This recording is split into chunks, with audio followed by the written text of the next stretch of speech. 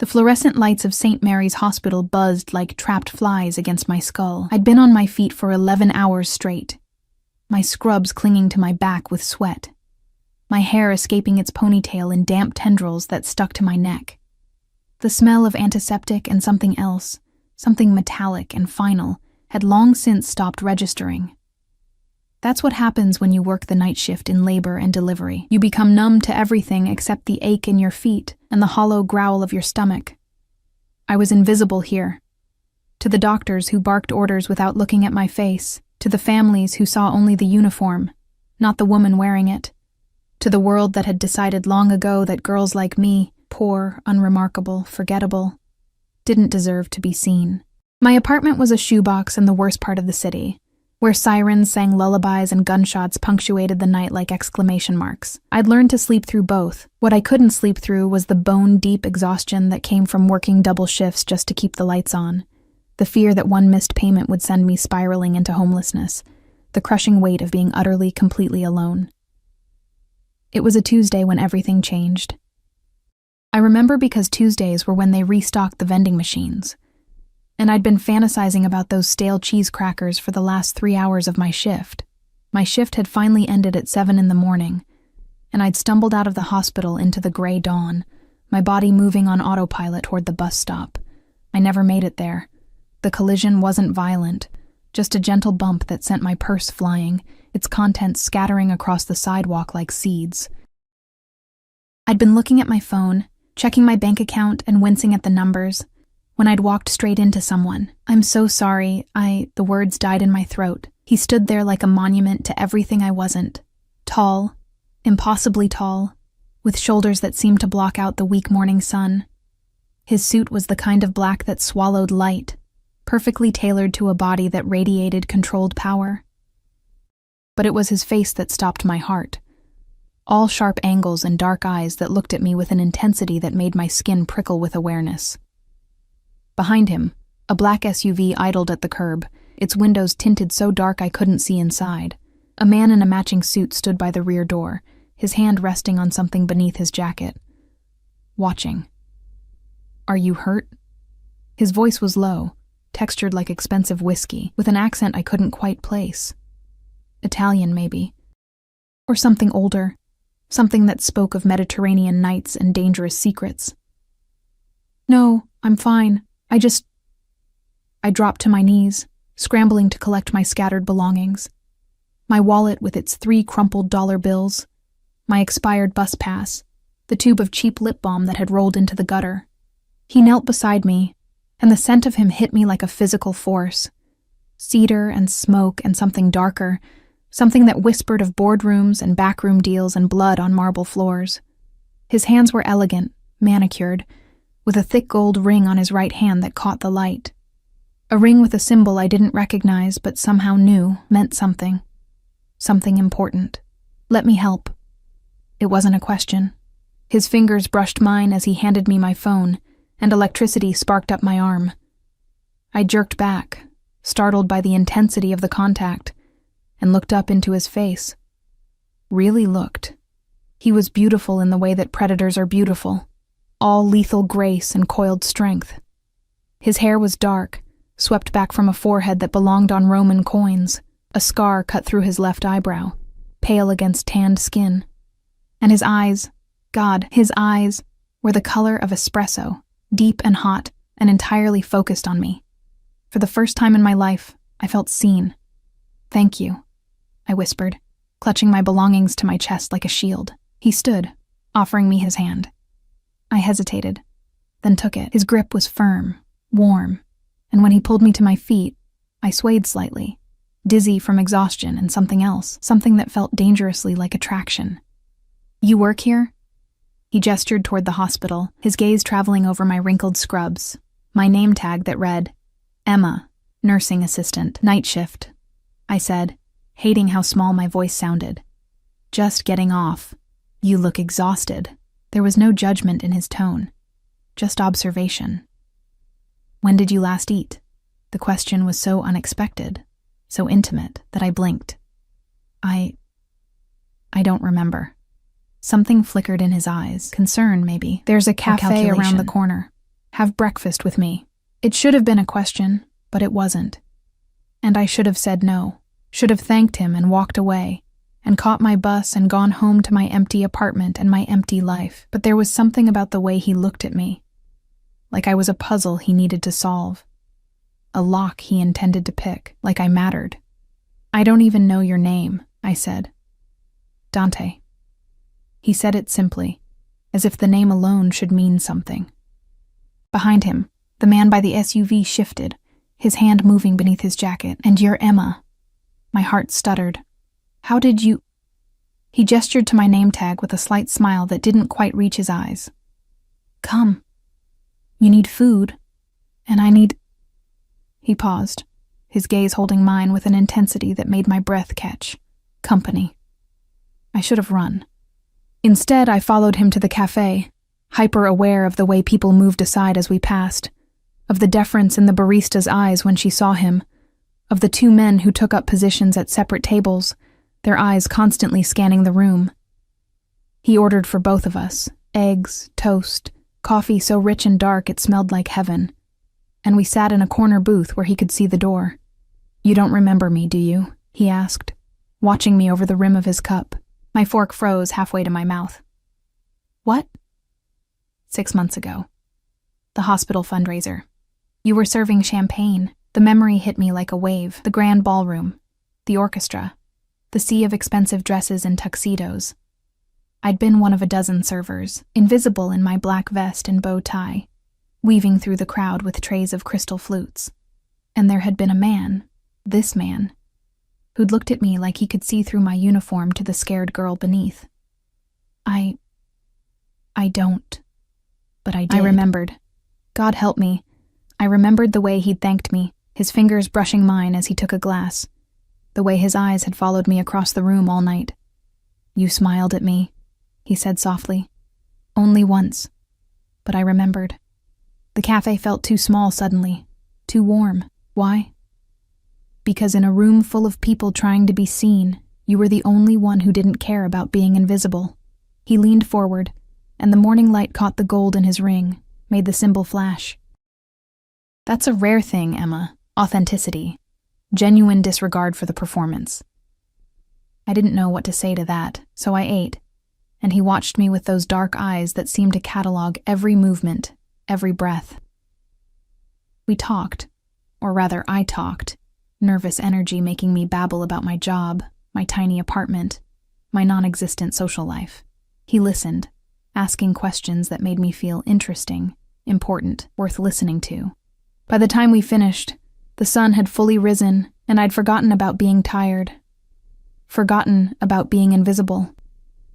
Let me drive you home, he said. And again, it wasn't really a question. I should have said no. Should have insisted on the bus, but his hand was on the small of my back, warm and possessive, guiding me toward the waiting SUV, and the man with the hidden gun was opening the door, and I was sliding into leather seats so soft they felt like sin. The drive was silent, except for the low hum of the engine and the soft beep of his phone. Several phones, I noticed, each buzzing with messages he glanced at and dismissed. He sat close enough that I could feel the heat of him, smell that intoxicating scent of cedar and danger. When we pulled up to my building, crumbling brick and rusted fire escapes, I felt shame wash over me. This was where I lived. This was what I was. But Dante just looked at me, his expression unreadable. Have dinner with me tonight. I work tonight, I said automatically. Tomorrow, then. His hand reached out, his thumb brushing my cheek in a gesture so tender it made my chest ache. Say yes, Emma. I should have said no. Yes, I whispered. His smile was slow, dangerous, satisfied. I'll pick you up at 7. I stumbled out of the SUV in a daze, climbed the 3 flights to my apartment, and collapsed on my bed still wearing my scrubs. I fell asleep with the ghost of his touch on my skin, and woke 6 hours later to a knock on my door. A delivery man stood there, holding a box. Inside was a dress, emerald green silk that whispered like secrets, with a note in bold, slashing handwriting. For tomorrow, wear nothing else. D. My hands trembled as I held it up to the light. The fabric was so fine it was nearly transparent, So expensive I was afraid to touch it. This was insane. He was insane. I was insane for even considering. My phone buzzed. An unknown number. Sleep well, Emma. Dream of me. I did. God help me. I did. I spent the entire next day in a state of suspended disbelief, the dress hanging on my closet door like an accusation. Every time I passed it, the silk seemed to shimmer with promise and warning in equal measure. I told myself a dozen times I wouldn't wear it, wouldn't go, would text him, somehow, even though I didn't have his number, and cancel. But 7 o'clock found me standing in front of my cracked bathroom mirror, the green dress clinging to curves I didn't know I had, my hair falling in waves I'd spent an hour coaxing with a borrowed curling iron from my neighbor. I looked like someone else, someone who belonged in Dante's world. The buzzer rang at exactly 7. Not a minute early, not a second late. My hand shook as I grabbed my worn purse, so pathetically out of place with this dress, and headed downstairs. The SUV was there, sleek and black and impossible to ignore on my garbage-strewn street, but it was Dante standing beside it that made my breath catch. He wore charcoal gray tonight, the suit somehow both casual and devastatingly formal, his white shirt open at the collar, to reveal the column of his throat. His eyes tracked over me with an intensity that felt physical, and something predatory flickered in their depths. Beautiful, he murmured, taking my hand and bringing it to his lips. The kiss was barely there, just a whisper of heat against my knuckles, but it sent electricity racing up my arm. Though you ignored my instructions. I blinked. What? His gaze dropped pointedly to my purse, and a smile tugged at his mouth, not quite amused, not quite annoyed. I said wear nothing else. Heat flooded my face. I need my... No. He plucked the purse from my hands and handed it to the driver, who'd appeared silently at his elbow. Tonight, you need nothing but me. It should have sounded arrogant. Instead, it sounded like a promise. The restaurant was the kind of place I'd only seen in movies, all soft lighting and crystal chandeliers, where the prices weren't listed on the menu because if you had to ask, you couldn't afford it. The maitre d' practically bowed when he saw Dante, leading us to a private room where a single table sat beneath a skylight, the stars beginning to emerge in the darkening sky above. Mr. Salvatore, the maitre d' murmured, pulling out my chair. Everything is prepared as requested. Salvatore. So now I had a last name to go with the face that had haunted my dreams. Dante sat across from me, his phone, one of 3 on the table, buzzing softly. He glanced at it, his jaw tightening, then silenced all 3 with a gesture that seemed almost violent. Forgive me. Business has been demanding. What kind of business? I asked, then immediately regretted it when his eyes sharpened. Import and export, he said smoothly, too smoothly. Family business. Very traditional, very Italian, very boring to discuss over dinner. He leaned forward, his elbows on the table in a posture that should have been casual but somehow seemed calculated. Tell me about you instead. How does a woman end up working night shifts at a hospital, living in a neighborhood where the police don't even patrol after dark? The question was invasive, presumptuous, and yet I found myself answering. Maybe it was the wine he'd ordered without asking, deep red and tasting of cherries and smoke. Maybe it was the way he listened, his entire focus on me like I was the only person in the world. Maybe it was just that I was so damn tired of being invisible. I told him about my parents dying in a car accident when I was 19, about the student loans for a nursing degree I'd never finished, about the slow slide from paycheck to paycheck until I'd ended up here. Barely surviving, barely living. And yet you smile, he said softly, his hand reaching across the table to cover mine. His touch was warm, possessive, and I should have pulled away, but couldn't seem to make myself move. Why do you smile, Emma, when you have nothing to smile about? Because the alternative is crying, I whispered, staring at our joined hands. His was so much larger than mine, so much stronger, with scars across the knuckles that spoke of violence I couldn't imagine. And I'm tired of crying. Something shifted in his expression, softened and hardened simultaneously. You won't cry anymore, he said, and it sounded like a vow. Not while you're with me, The dinner passed in a blur of courses I couldn't name, each more exquisite than the last. Dante fed me bites from his own plate, his fingers brushing my lips, his eyes dark and hungry as he watched me taste flavors I'd never experienced. The wine kept flowing, and the room kept getting smaller, warmer, until it felt like we were the only two people in existence. "Dance with me," he said, when the dessert plates were cleared.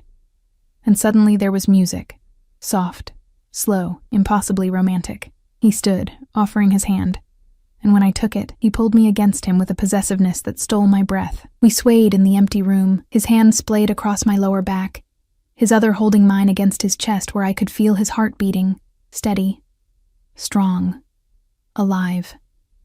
He smelled like cedar and smoke and something uniquely him, and when he pressed his lips to my temple, I felt my knees weaken.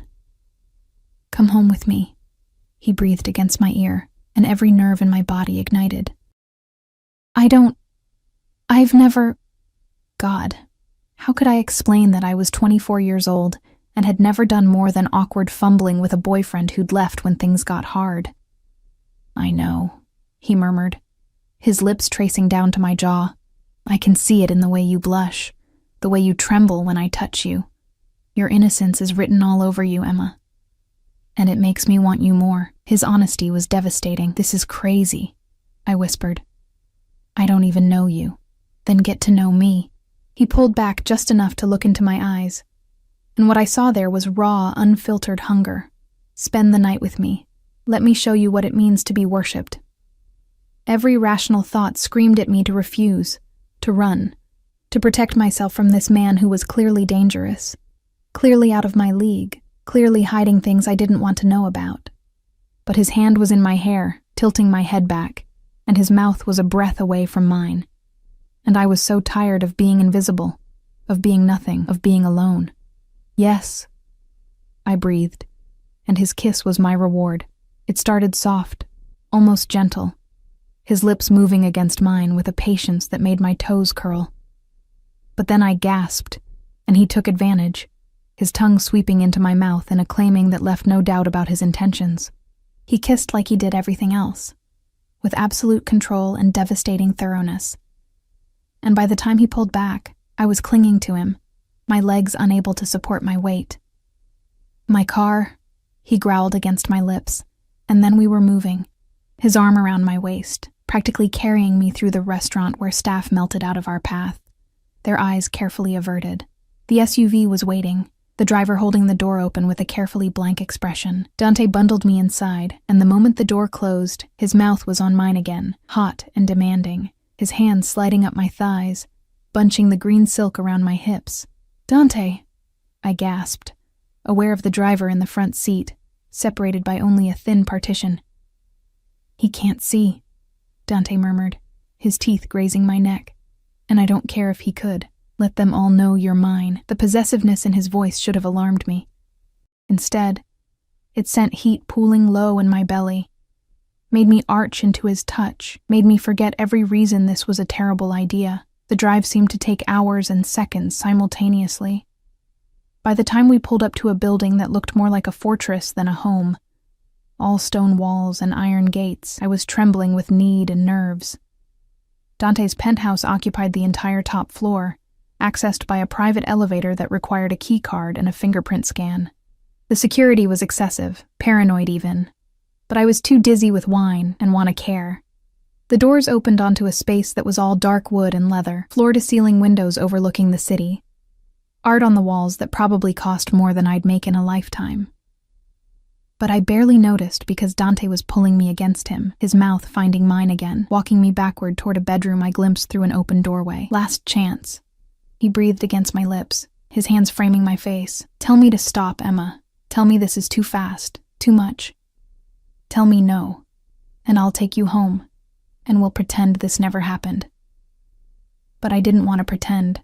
For once in my miserable, invisible life, I wanted to be seen, to be wanted, to feel something other than exhaustion and fear and loneliness. "Don't stop," I whispered, and his smile was triumphant and tender all at once. What happened next was a blur of sensations. His hands removing my dress with practiced ease, his mouth on skin that had never been touched with such reverence. his voice whispering words in Italian I didn't understand but felt in my bones. He was gentle despite the hunger in his eyes, patient despite the tension in his body, and when he finally made me his, the brief pain was swallowed by pleasure so intense I cried out his name like a prayer. We moved together in the darkness, the city lights casting shadows across his face, and I saw something in his expression that terrified and thrilled me. Possession, obsession, a hunger that went beyond physical need. He looked at me like I was something precious, something he intended to keep, something that belonged to him and him alone. Mine, he growled as we shattered together, and I was too lost in ecstasy to argue. Afterward, I lay in his arms, my head on his chest, listening to his heartbeat slow. His fingers traced patterns on my bare shoulder, circles and lines that felt like he was writing his name on my skin. Stay, he murmured into my hair. Don't go back to that apartment, that job. Stay here, with me. I can't, I whispered, reality creeping back in. I have to work. I have bills, responsibilities. I'll take care of them. His arms tightened around me. I'll take care of you. You don't even know me. I know enough. He tilted my chin up, his eyes serious in the dim light. I know you deserve better than what you have. I know you're alone and afraid and too proud to ask for help. I know that from the moment I saw you, I wanted you. And what I want, Emma, I keep. It should have been romantic. Instead, it sounded like a threat. But I was too tired, too satisfied, too wrapped in silk sheets that probably cost more than my rent to protest. So I closed my eyes and let myself drift, telling myself this was just one night, just one perfect, impossible night, and in the morning I'd go back to my real life and this would become a beautiful memory. I was asleep when his phone rang, one of the 3 he'd left on the nightstand. I was asleep when he answered it in rapid Italian, his voice sharp with authority. I was asleep when he made a call that would seal both our fates, but I woke to the gray dawn and an empty bed, Dante's scent still on my skin, and a note on the pillow. Had to leave. Emergency. Car will take you wherever you want to go. Last night was not enough. I'll find you again. D. I dressed in my wrinkled green dress, took the elevator down where a different driver waited with the same carefully blank expression, and gave him my address. As we pulled away from the fortress, I told myself it was over, done, a beautiful mistake. I didn't know then that I was already carrying his child. I didn't know that 9 months later, everything would change again. 3 months passed before I admitted to myself that something was wrong. The exhaustion I'd blamed on double shifts didn't fade. The nausea that hit me every morning couldn't be explained by bad cafeteria food. And when I missed my second period, standing in the bathroom of my apartment with a pregnancy test trembling in my hands, I watched 2 pink lines appear and felt my entire world tilt sideways. Pregnant. I was pregnant with the child of a man I'd spent one night with, a man whose last name I barely knew, a man who disappeared from my life as completely as he'd entered it. I'd tried to find him. God, how I'd tried. I'd gone back to the restaurant, but they claimed they had no record of a Dante Salvatore. I'd searched online, but the name was too common, and the few images that came up showed men who were either too old or too young, or simply not him. It was as if he'd never existed. Except he had. And now I was carrying proof of that single reckless night. I cried for 3 days straight, then dried my tears and made a plan. I'd have this baby alone, just like I'd done everything else alone. I'd pick up extra shifts, save every penny, and somehow make it work. Women had been doing it for centuries. I could too. But pregnancy was expensive. The prenatal vitamins, the doctor's appointments, the maternity clothes I couldn't afford. It all added up faster than I could save. I worked until my feet swelled so badly I could barely walk, until my back ached with every step, until the other nurses started giving me concerned looks and suggesting I take it easy. I couldn't take it easy. Easy was a luxury for women who had someone to lean on. By my 7th month, I'd been forced to cut back to single shifts, my body simply unable to handle more. My savings dwindled to nothing. My electricity got shut off twice. I learned to eat cereal for every meal because it was cheap and filling and didn't require cooking. And every night, Alone in my dark apartment with my hands on my swollen belly, I thought about Dante, about the way he'd looked at me like I mattered, about the possessiveness in his voice when he'd called me his, about the promise he'd made to take care of me. A promise that had evaporated with the morning light. I hated him for that. Hated him for making me hope, for making me feel, for leaving me with this precious, terrifying responsibility. But I also couldn't regret it, because this baby, this tiny, constant presence kicking against my ribs, was mine. The first thing that had ever been truly, completely mine. Labor started on a Tuesday night, exactly 9 months after that first collision on the sidewalk. I was at work, naturally, because I'd needed the money too desperately to take maternity leave any earlier than absolutely necessary. The first contraction hit while I was helping another mother through her delivery, a cramping sensation that stole my breath and made me grip the bed rail. "Emma?" Maria, one of the senior nurses, looked at me with alarm. "Are you okay?" "I'm fine," I lied. But then another contraction hit, stronger this time, and the lie became impossible to maintain. They moved me to a delivery room, the same sterile space I'd worked in countless times, now seeing it from the other side. Maria stayed with me, holding my hand, coaching my breathing, being the support system I didn't have. But as the hours dragged on and the pain intensified, I'd never felt more alone. "There's no one we can call?" Maria asked during a brief reprieve, wiping sweat from my forehead. "No family, no boyfriend, no one," I gasped, and then another contraction hit, and I was screaming, begging for relief that wouldn't come. 23 hours later, at 4:47 in the morning, my daughter entered the world with a furious cry that made my heart explode with love so fierce it was painful. They placed her on my chest, tiny and perfect and absolutely mine, and I sobbed with exhaustion and joy and terror. "She's beautiful," Maria whispered, tears in her own eyes. "Have you thought of a name?" "Lucia," I breathed, the name coming from somewhere deep inside. "Her name is Lucia. Light. My little light in all this darkness." But the darkness wasn't finished with me yet. The complications started almost immediately. Excessive bleeding that wouldn't stop. My blood pressure dropping, alarms screaming. Maria's calm voice taking on an edge of panic as she called for the doctor. They took Lucia from my arms, my empty arms, and suddenly there were too many people in the room. Too many hands on my body, too many urgent voices talking over each other. I heard words like hemorrhage and emergency surgery and possible hysterectomy, but they seemed to come from very far away, filtered through a fog that was rapidly closing in. I was so tired of fighting, of surviving, of being alone. Maybe it would be easier to just let go. "Emma, stay with me," Maria's voice cut through the fog. "Stay awake. Think about Lucia. She needs you." Lucia, my baby girl with no one but me. I fought. God, how I fought. Through the surgery, through the transfusions, through the touch-and-go hours where apparently I'd nearly died on the table. I fought my way back from the edge because my daughter needed her mother, and I'd be damned if I'd leave her as alone in this world as I'd been. 3 days later, I woke up in a recovery room, my body feeling like it had been torn apart and badly reassembled. Maria was there immediately, her smile bright with relief. "You scared us," she said, squeezing my hand. "But you're going to be okay. And Lucia is perfect. She's been in the NICU for observation, but she's strong like her mama." "I want to see her," I rasped, my throat raw from the breathing tube. "Soon," Maria promised.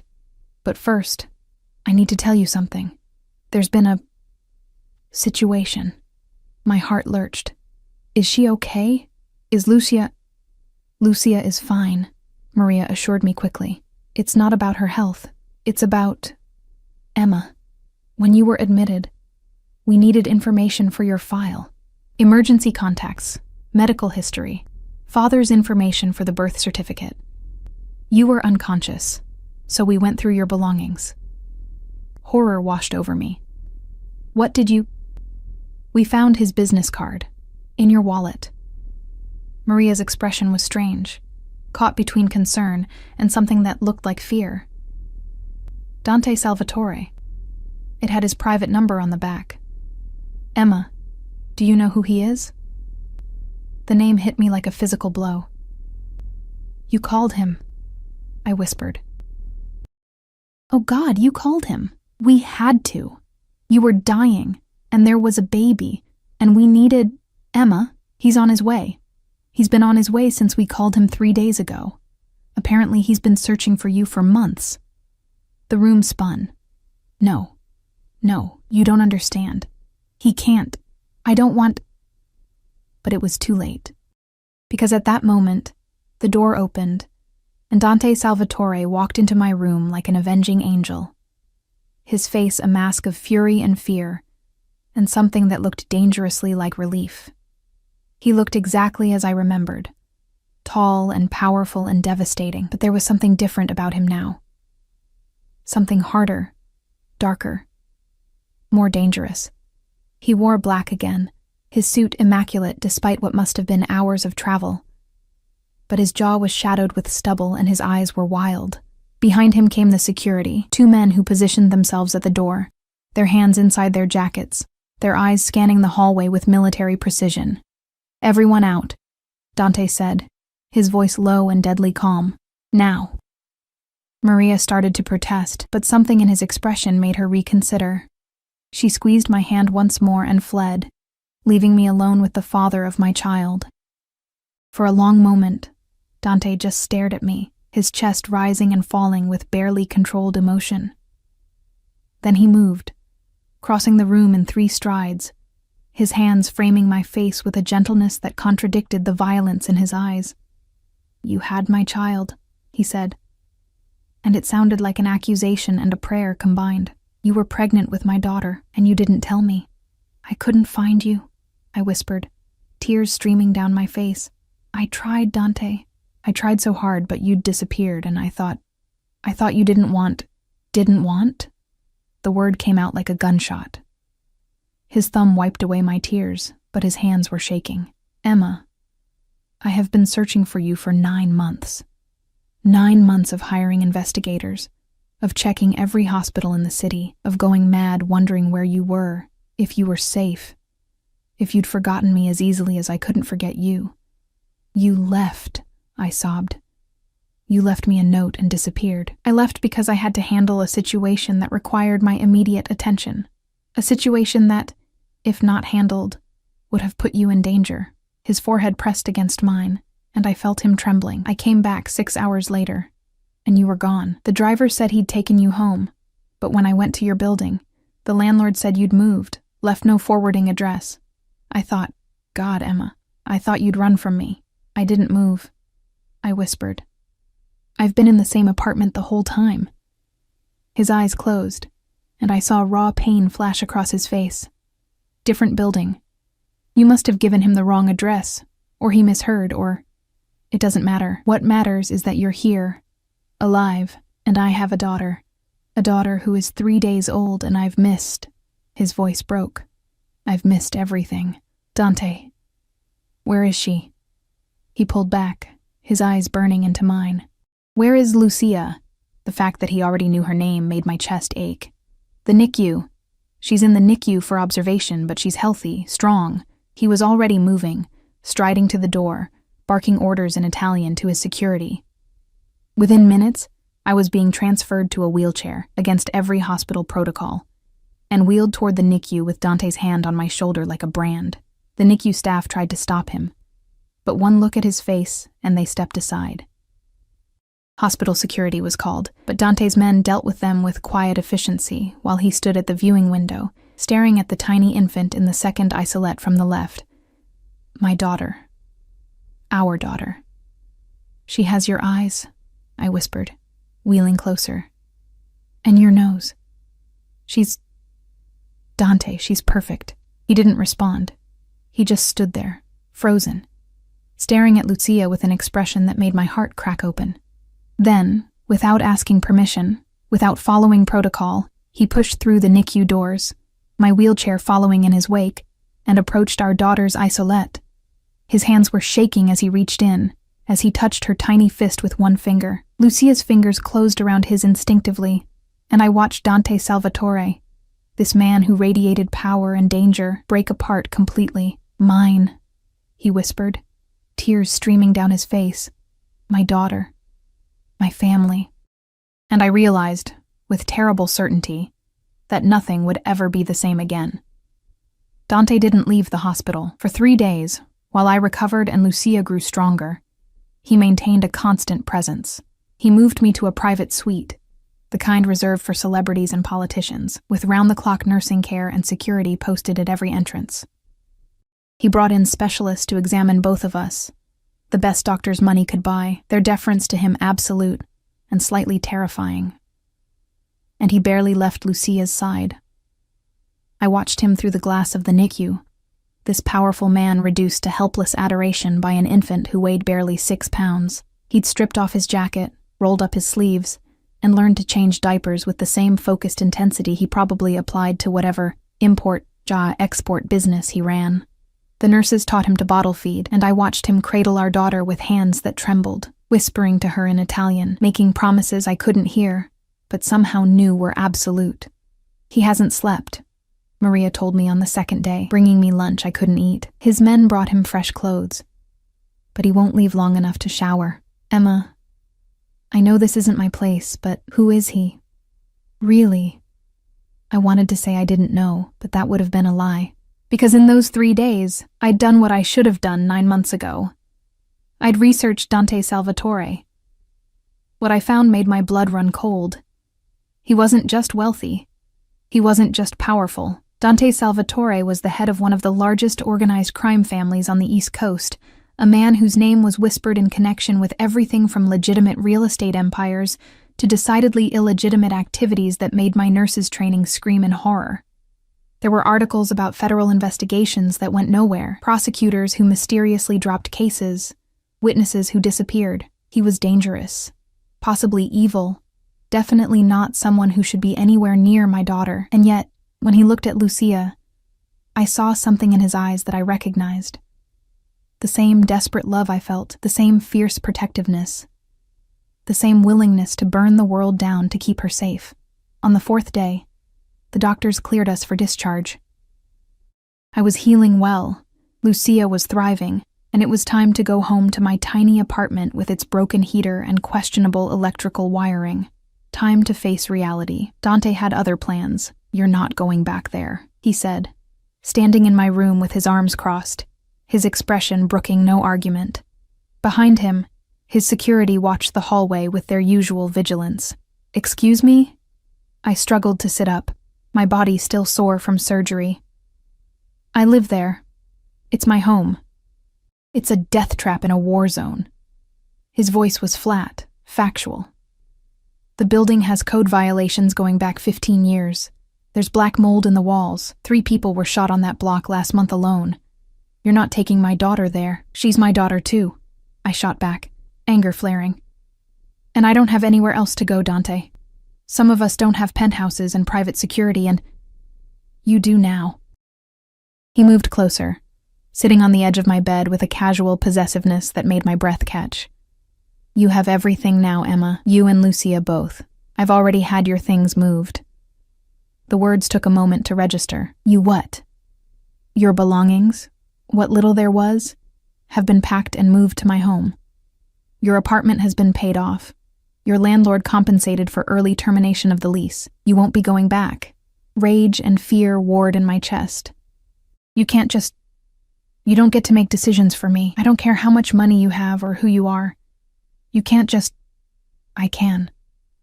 His hand covered mine, gentle but immovable, "and I will. Emma, I have spent 9 months searching for you. 9 months going out of my mind, wondering if you were safe, if you were eating, if you were thinking about me the way I couldn't stop thinking about you. And now I find out you were pregnant, with my child, living in squalor, working yourself to exhaustion, nearly dying in childbirth because you couldn't afford proper prenatal care." "I had prenatal care," I protested weakly, "at a free clinic where you waited hours to see a different doctor every visit." His jaw clenched. "I know everything now, Emma. I know about the shut-off notices, the empty refrigerator, the shifts you worked up until the day you went into labor.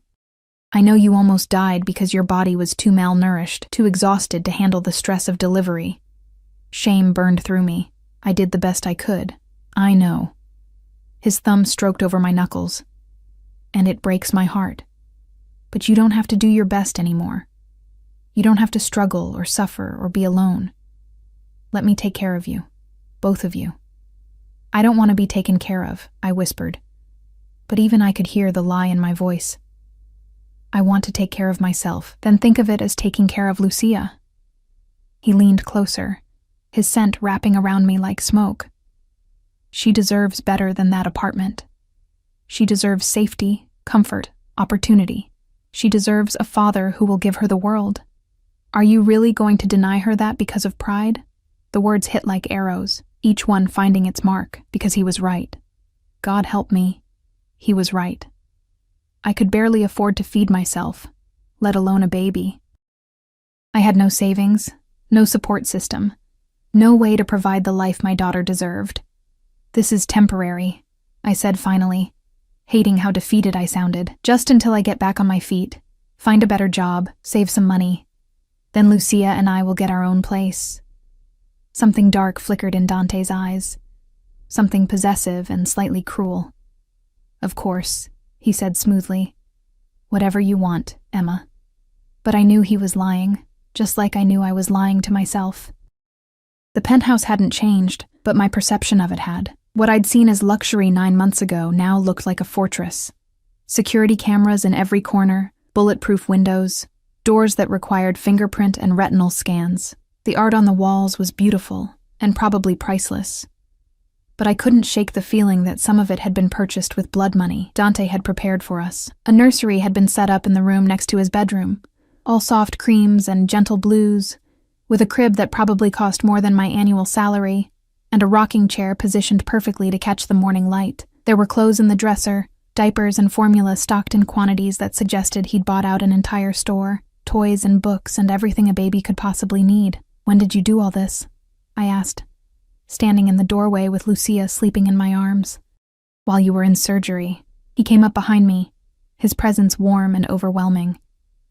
I called my sister, told her I had a daughter, and she handled everything. She wants to meet you both when you're ready. The casual mention of family made my stomach clench. Does she know that you're the woman I've been searching for? Yes. His hand settled on my lower back, familiar and possessive. Does she know we're not married, that we barely know each other? Also yes. She's concerned. But she'll love you once she meets you. Dante, I don't think... You should rest, he interrupted, gently guiding me toward the rocking chair. You're still healing. Let me take her. Before I could protest, he'd lifted Lucia from my arms with practiced ease, cradling her against his chest like she was made of spun glass.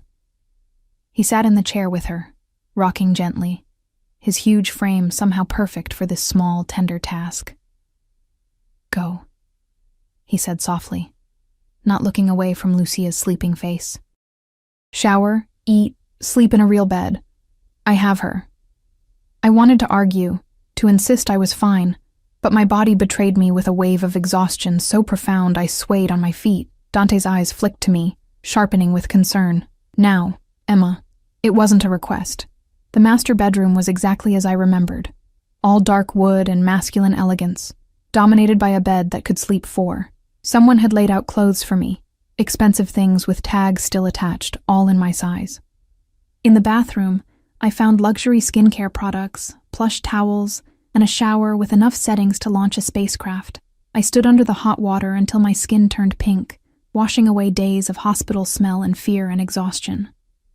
When I finally emerged, wrapped in a towel that was softer than anything I'd ever owned, I found Dante standing in the bedroom, still holding Lucia. She won't settle, he said, frustration evident. I think she's hungry. Despite everything, I smiled. She's breastfeeding. Or trying to. The lactation consultant said it might take time since she was in the NICU, but... Then feed her. He crossed to me, placing our daughter in my arms. I'll order dinner.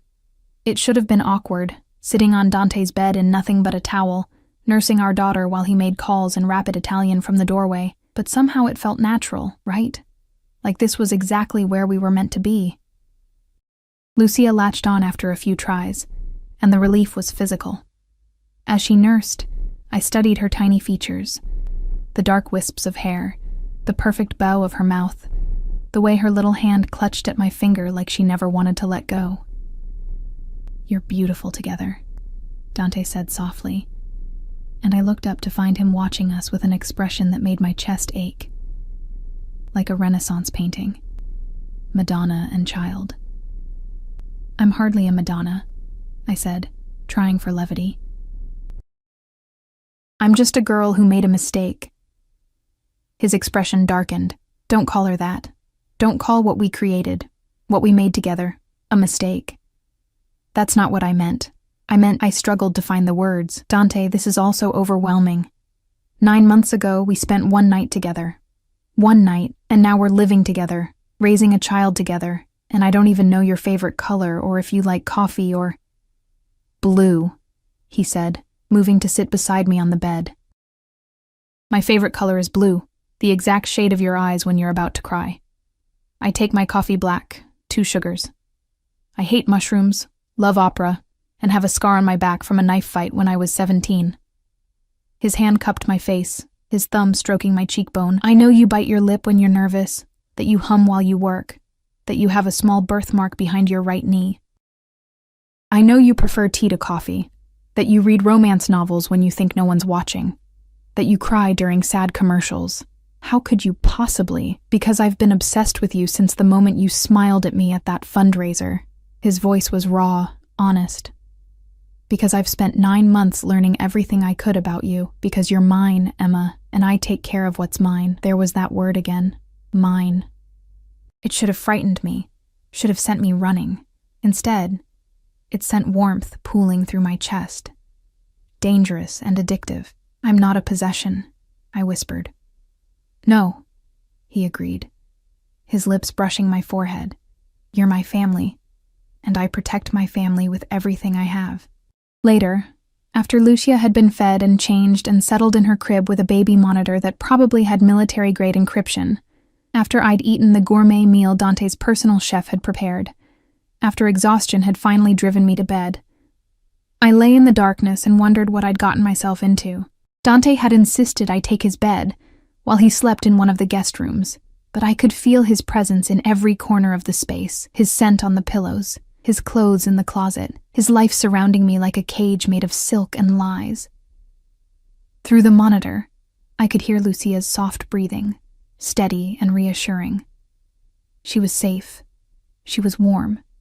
She was loved. And I was trapped. The thought should have terrified me. Instead, as I drifted off to sleep in sheets that cost more than my old rent, I felt something that might have been relief. Or maybe surrender. I wasn't sure there was a difference anymore. The first week in Dante's penthouse passed in a blur of feedings and diaper changes and sleepless nights that somehow felt less exhausting than my old life. Maybe it was the help, the night nurse Dante had hired despite my protests, the chef who prepared nutritious meals designed to help me heal, the housekeeper who cleaned and did laundry and never made me feel like a burden. Or maybe it was just that I wasn't alone anymore. Dante was there for every middle-of-the-night crying session, every moment of new parent panic when Lucia's breathing seemed too quiet or too fast or just wrong.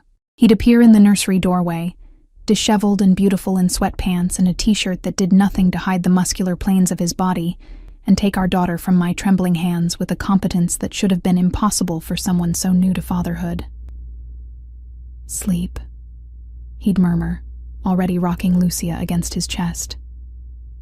"I've got her." And I'd stumble back to bed, too exhausted to argue, and wake hours later to find him still in the rocking chair, our daughter asleep on his chest, his hand protective on her tiny back. He was a good father. The realization should have been reassuring. But instead, it terrified me. Because the better he was with Lucia, the harder it would be to leave. And I had to leave eventually, didn't I? This arrangement was temporary. I was just getting back on my feet, except I wasn't looking for jobs. Wasn't searching for apartments. Wasn't planning an exit strategy. I was falling into a routine that felt dangerously permanent. It was on the 8th day that everything changed. I woke to raised voices coming from Dante's office, his door closed but not quite shut. The words in Italian, but the tone unmistakable. Anger, threat, violence barely leashed. Lucia was with the nurse for her morning feeding, so I crept closer, my heart pounding. Non mi importa quali scuse ha. Dante's voice was ice and rage. He stole from my family. He endangered what's mine. There's only one way this ends. A pause, then. Yes. Tonight, make it clean. I don't want Emma to know. My blood turned to ice water. Whatever Dante was involved in, whatever dark business he conducted behind closed doors, it was worse than I'd imagined. This wasn't just money laundering or illegal gambling. This was murder, spoken about as casually as planning dinner. I backed away from the door, my hands shaking, and nearly collided with a man I'd never seen before.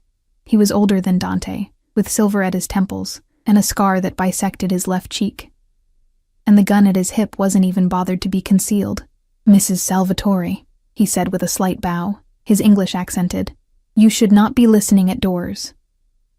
We're not, I couldn't form a coherent sentence. The office door opened, and Dante stood there, his expression hardening when he saw me. Matteo, give us a moment. The scarred man disappeared like smoke, and suddenly I was being pulled into the office, the door closing behind us with an ominous click. How much did you hear? Dante asked, his voice carefully neutral. Enough. I wrenched my arm from his grip. Enough to know you're planning to kill someone. Enough to know I've been living with a murderer. Enough to know I need to take Lucia and go where? He moved closer, and I backed up until I hit the desk. Back to your apartment that no longer exists? Back to a job that barely paid your rent? Back to being alone and desperate and one emergency away from disaster? Better that than this. I gestured wildly at the office, at him, at everything. Better than living with a man who casually orders executions over breakfast. The man I'm dealing with tonight kidnapped and tortured a 14-year-old boy to send a message to his father. Dante's voice was quiet, deadly. He's a human trafficker, Emma. He sells children. And yes, I'm going to kill him. Does that make me a monster in your eyes? I wanted to say yes, wanted to maintain my moral high ground. But the image of a 14-year-old boy being tortured made my stomach turn. You're still talking about murder, I whispered. I'm talking about justice. He cupped my face, forcing me to look at him. The world I operate in doesn't have courts or lawyers or due process. It has rules. And when those rules are broken, there are consequences. That man broke our most sacred rule. You don't touch children. Ever. And for that, he'll pay the price. Our rules? Our family? I pulled away from him. I'm not part of your world, Dante. I never agreed to be. You became part of it the moment you had my child. His expression was implacable. Like it or not, Emma, you're a Salvatore now. You're under my protection, which means you're also under my authority. And that means accepting who I am and what I do. I never agreed to marry you. Not yet. The words hung in the air like a threat. But you will. Before I could respond, his phone rang. One of the three he always carried. He answered it in Italian, his expression darkening with each word. Then he was moving, grabbing a jacket from the closet, checking a gun I hadn't known was there. Stay here, he ordered, already heading for the door. Matteo will be outside. Don't leave the penthouse. Don't answer the door for anyone. Don't... What's happening? Fear overrode my anger. He paused at the door, and when he looked back at me, I saw something raw and vulnerable beneath the control. Someone knows about you and Lucia. They're threatening to target you to get to me. I need to handle this now before... He stopped, his jaw clenching. I will keep you safe, both of you. I swear it. Then he was gone, and I was left alone with Matteo stationed outside the door and terror clawing at my chest. The next 6 hours were the longest of my life. I stayed in the nursery with Lucia, holding her close, jumping at every sound. The nurse tried to take her for her nap, but I couldn't let go, couldn't stop thinking about what Dante had said. Someone knows. Someone is threatening us, my daughter. Someone was threatening my daughter because of who her father was. When Dante finally returned, it was nearly midnight. I heard the elevator, the low murmur of voices, then his footsteps approaching the nursery.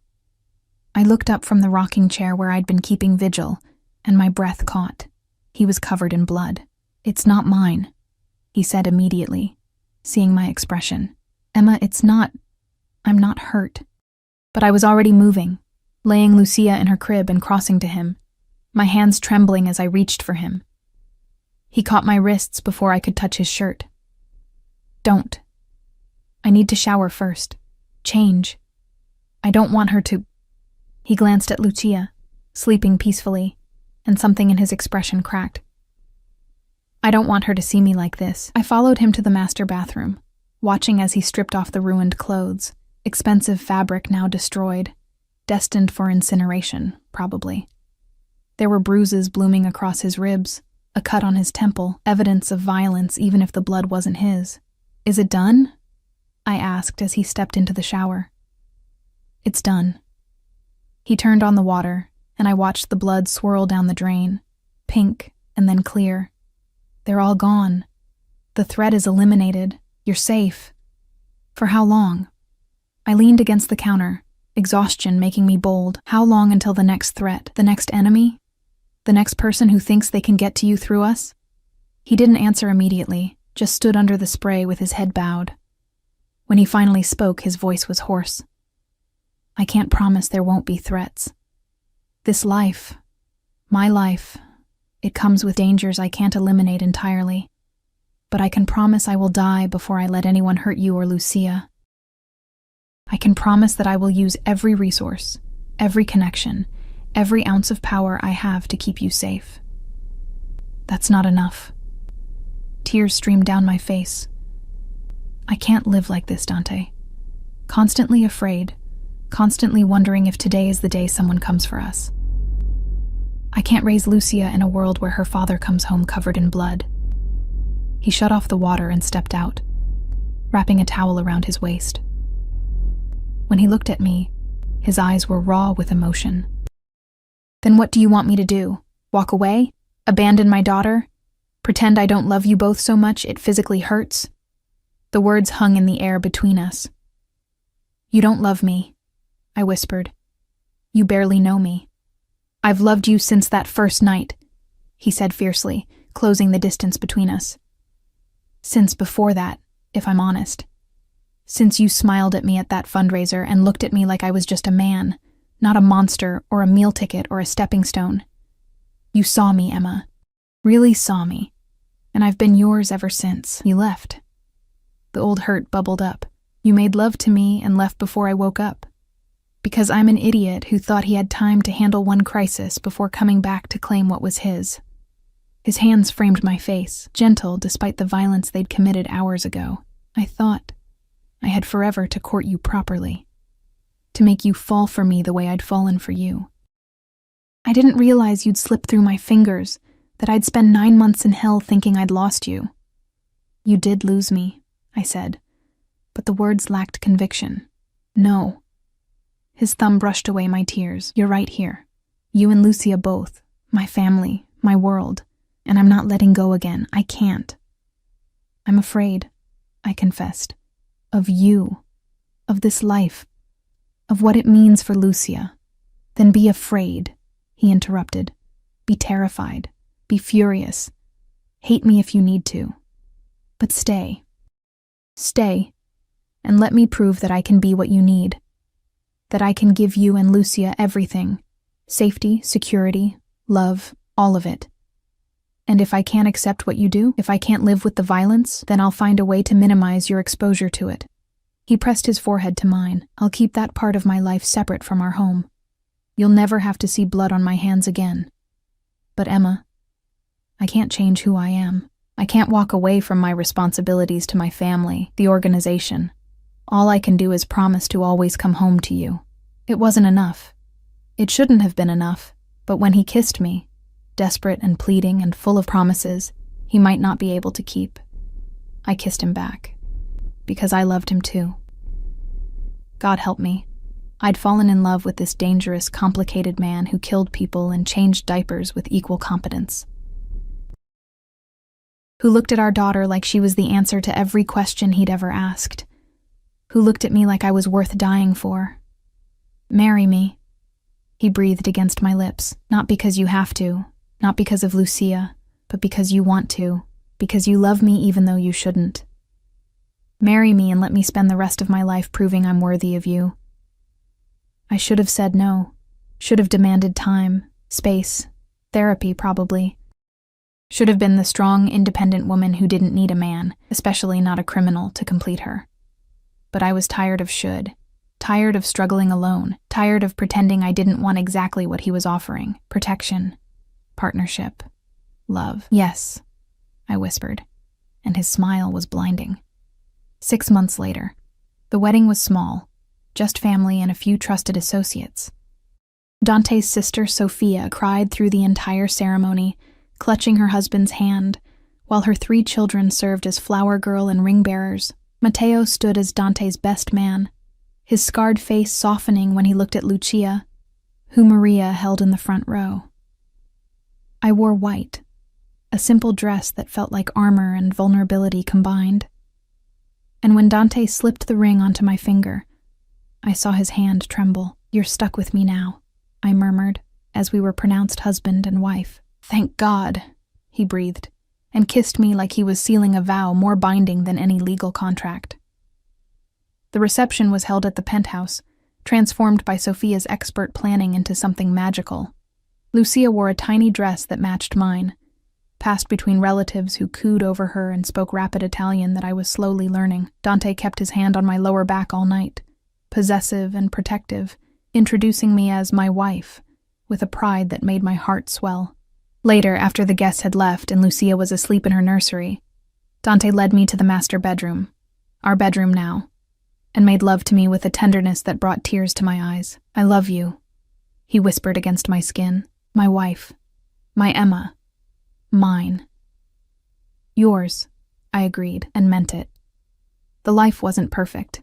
There were still nights when he came home late, smelling of smoke and secrets. Still moments when I saw the darkness in his eyes and wondered what he'd done. Still fears that kept me awake, imagining threats I couldn't prevent.